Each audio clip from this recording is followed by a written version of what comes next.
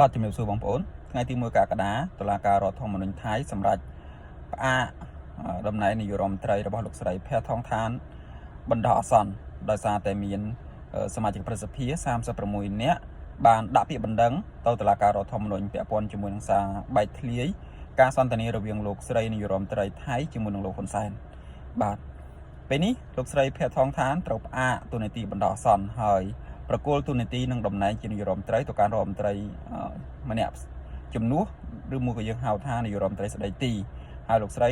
ភ័ក្រថងថានរងចាំការវិនិច្ឆ័យទោសថាតើទោសរបស់លោកស្រីមានទម្ងន់ប៉ុណ្ណាបាទនេះក៏ជាការបញ្ជាក់ថាភួរទេមិនមែនទាន់កាត់ទោសថាលោកស្រីនាយករដ្ឋមន្ត្រីថៃមានទោសកម្រិតណាទេហើយរងចាំមើលថាតើតុលាការធម្មនុញ្ញនឹងវិនិច្ឆ័យទោសនឹងកម្រិតណាទៅមុខទៀតបាទពេលនេះម៉ោងនេះបកភឿថៃនៅតែបន្តដឹកនាំរដ្ឋាភិបាលធម្មតាគ្រាន់តែអវត្តមានលោកស្រីភ័ក្រថងថានហើយប្រកល់ទូនាទីទៅឲ្យរដ្ឋមន្ត្រីធ្វើជានាយករដ្ឋមន្ត្រីស្ដីទីបន្តបាទនេះគឺចំពោះព្រឹត្តិការណ៍នយោបាយថៃនៅថ្ងៃទី1កក្កដា